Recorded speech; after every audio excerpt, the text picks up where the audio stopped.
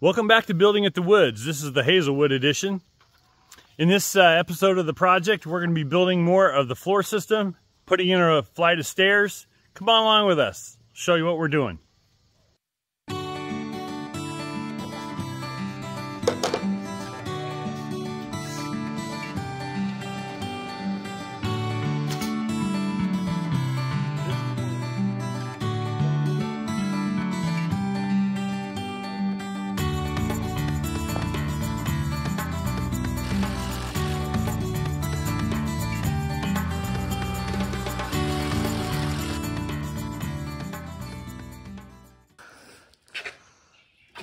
Just tell me what you're doing.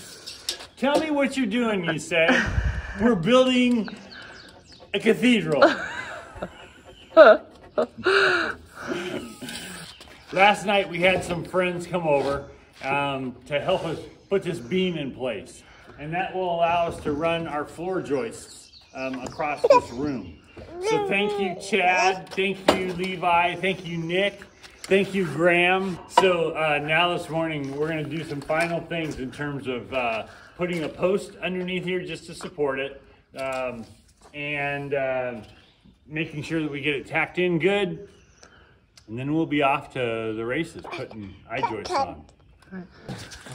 So yesterday we put on all these BCIs and started to put some decking out there. We didn't get very much footage though. It was so hot and cameras kept malfunctioning because of the heat and or user error. What? Regardless, we did get quite a bit done yesterday, and we're gonna try to continue that progress today. Before we start running out the I-joists for the floor above, we really need to support this beam.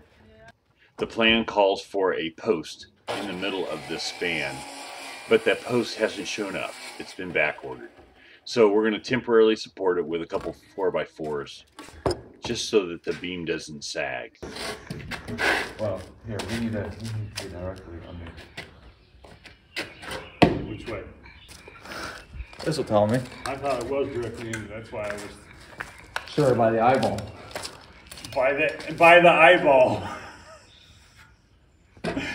For those of you who don't know, I'm blind in one eye, and so whenever I eyeball something, they question whether or not it's actually accurate.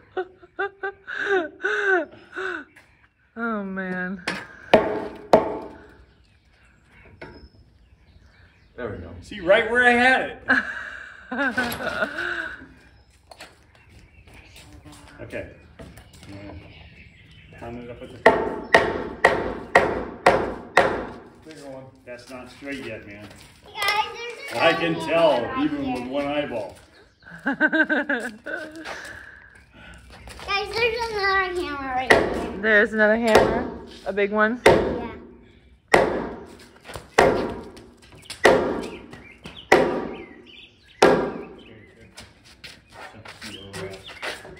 Not quite there yet, but that looks structurally sound. Really? The one in the middle looks good. So what do you do when you've got 3 different reference points on your level? Are they all saying something different? Yes. Okay, let's start over here. Okay.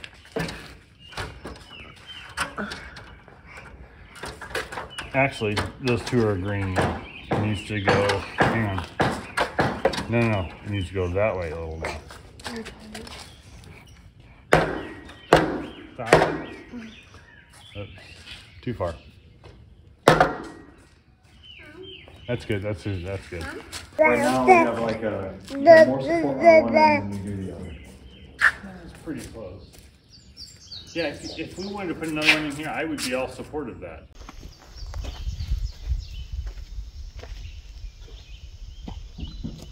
This one's going to be 39.9 3/4 long.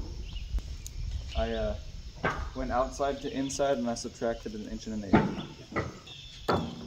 3/8? 9 3/8. So 39, 9 3/8.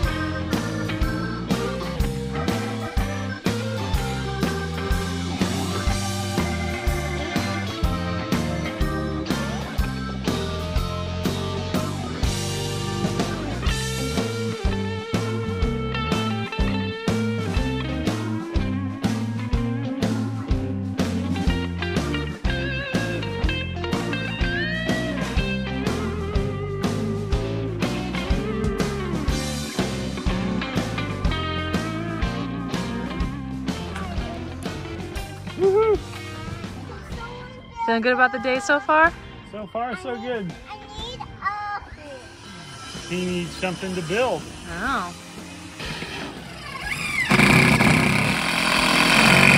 Mom's gonna single-handedly put all of this decking down. on it. Are you gonna help Grandma?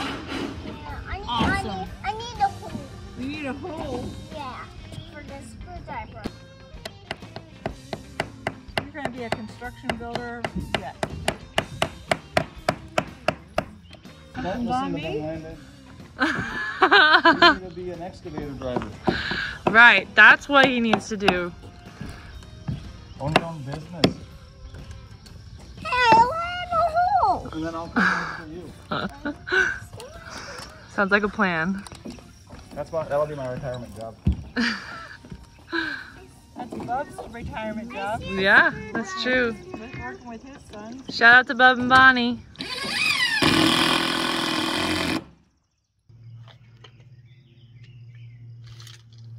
Well, we're ready to start laying out some of the TJIs over the main room. So Kyle's going to do some layout for us, make sure that we know where we need to lay them down at. After the layout's done, the next step is just to bring the TJIs over, lay them out there, mark them to the right length, and cut them, stand them up, nail them.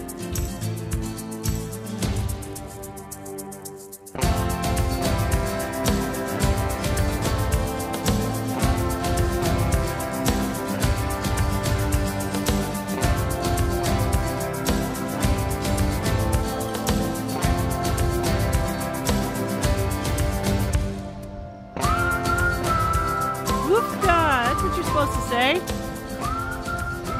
Woofda.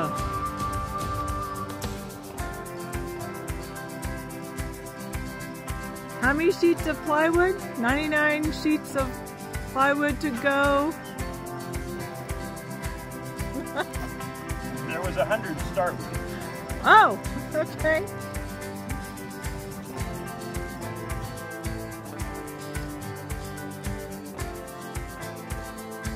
Not only were we bringing sheets of plywood over from the stack to lay on the roof as a walking path, we were also bringing sheets of plywood over to actually glue and screw down. That way we were making some progress towards the final floor. Woo! Another row complete. Well, half of the bedroom is done. Okay, this is really cool. Oh my gosh. I haven't been on it yet. Really? Is this your first time This is on my the deck? first time on the deck. And in such Permission to appropriate... come aboard. Thank you. Wow. Wow, Dad. Yeah. Before I can do another run of OSB subfloor, I need to figure out what I'm doing in this area here. And this section right here is going to be a staircase coming up from the basement. We'll either have another one of these long 20-foot I-joists, or it'll be open to the staircase. And I don't know that until I actually figure out the rise and run of each stair and how much landing I need and all that kind of stuff. So I think that's the next project for the afternoon is just, I'm going to screw those pieces of plywood to the wall, and then I'm going to figure out the total elevation difference, divide it by the number of stairs, and then draw that on a piece of plywood and figure out where it all ends up at. Of course, our plan tells us where the staircase should go, but I frequently find that when we do staircases, the plan usually calls for something that's just a little too tight and a little too narrow. So I want to make sure that this staircase feels nice and comfortable before I commit to the BCIs going down and that space being fully defined. My plan here is just to screw a few pieces of plywood to this wall over here and then figure out the total elevation drop and then find out how many stairs I need to put in there. Knowing that a typical rise and run is like 7.5 inches of rise and 11 inches of run for every stair tread. I'll draw it on this board just so that I can see it all work out in real time.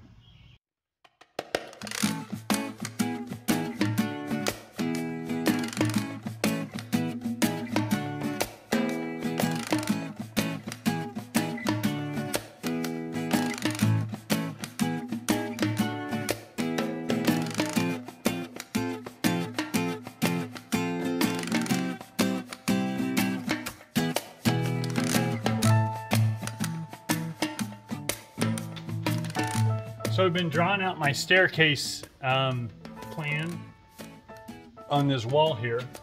I have 112 3/4 inches of stud length. I have 11 7/8 inches thickness of the BCIs. I have 3/4 inches of flooring, another 1.25 inches of gypcrete that's on top of that, for a total of 126 7/8 inches. Now, when you're thinking about staircases, the question is, how steep are those staircases going to be? Which the width of the stair tread itself, and the height of each step. And so I kind of drew this out. I figured out with 126.88 inches of total rise, then I'm going to have 18 rises at 7.04, so roughly 7 inches per rise. Now you can actually do up to 8.25 on a rise, but given the fact that I'm going to grow old in this house, I think I'm going to have a little easier of a tread height, so I'm going to shoot around 7 inches, which means that I have 18 steps going up that are each 7 inches in height. As I'm thinking about the layout here, I kind of drew out what each one of the stringers was going to be and where each one of the treads was going to be and how my stringer was going to land on my floor system or on my landing. So I want to go down to a landing, and I want 48 inches of depth there on the landing, just in case you're ever trying to move a couch or something up and down the stairs. Easier with a little bit more space. And so I'm figuring out that for each one of these rises, I'm going to do an 11-inch deep stair tread.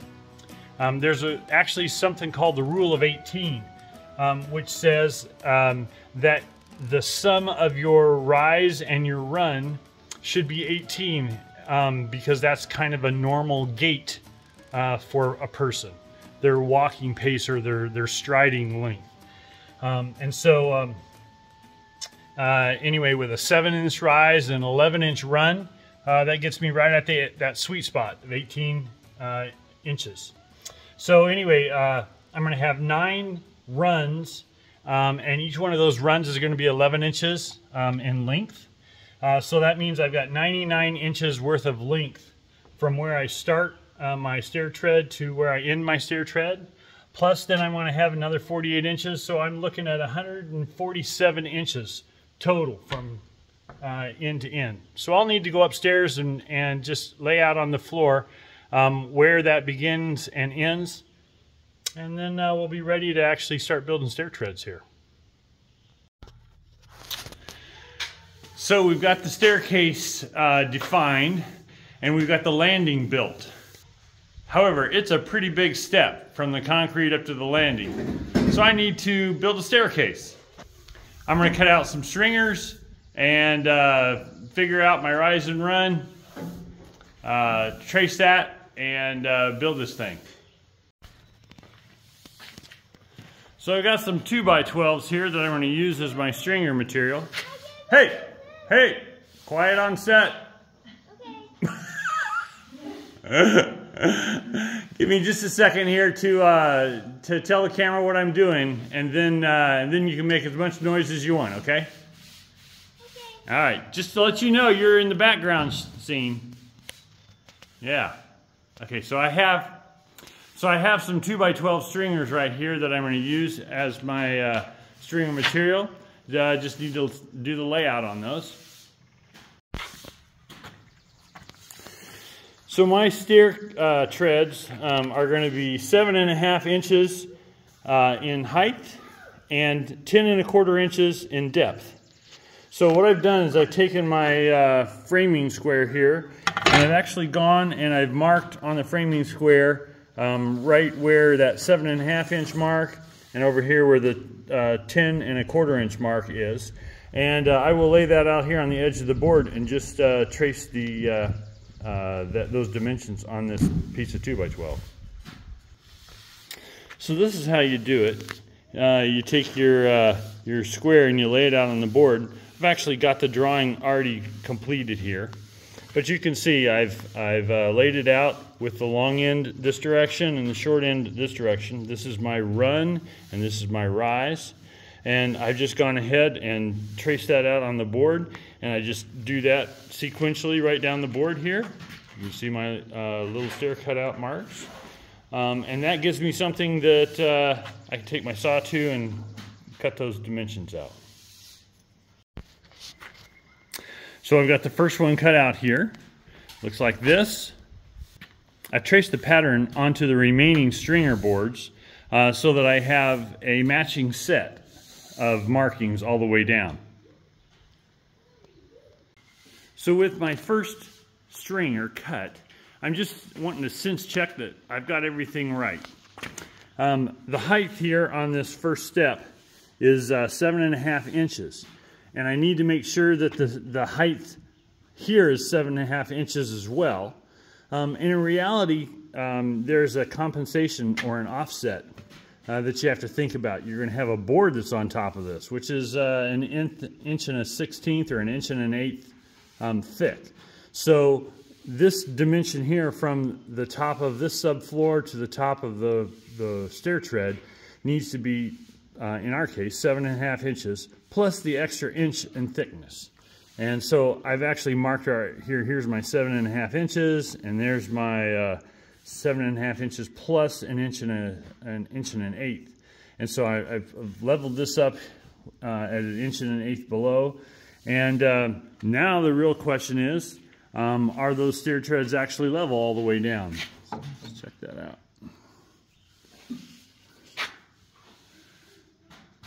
Yeah, it looks pretty good to me. So all the way down we've got stair treads. I also put another feature in the stringer. There's a little notch here at the bottom, and that will be for a 2x4 that goes in there, and that 2x4 will be green treated material because it'll be in contact with the concrete, and it will come out perpendicular from the stair tread.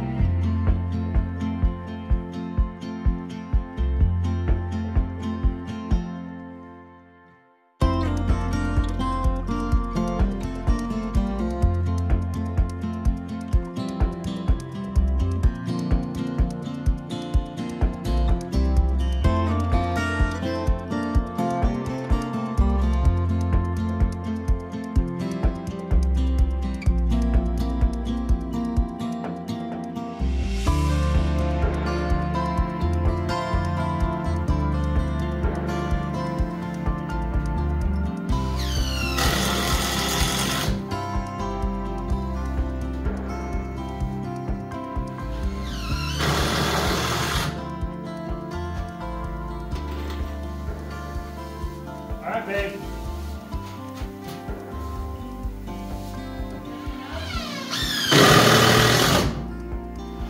Nobody has walked these flight of steps yet. Cool.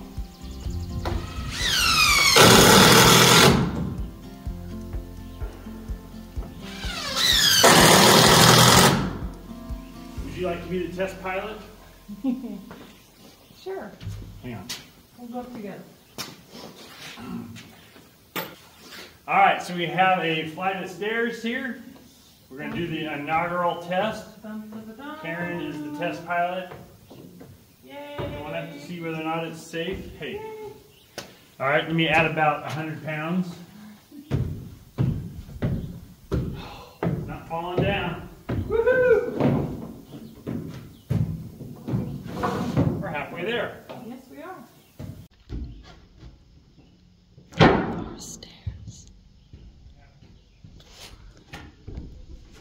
There are stairs. Welcome to the basement. Yeah, maybe floor laid, but. And welcome to Paul Green's stairs. Yeah.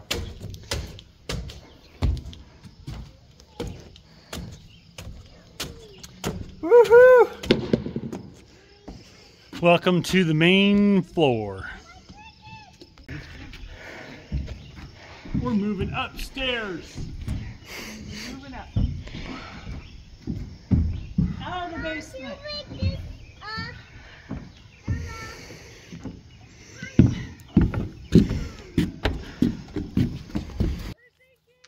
Well, with the staircase roughed in, it's time to take the rest of the day off. The Grands are here and ready to go to the river.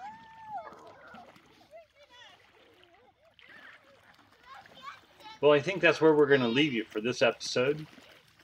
Hope you enjoyed coming along with us on our adventure, and hope to see you in the next one. Like, subscribe, all that kind of stuff. Until next time, take care.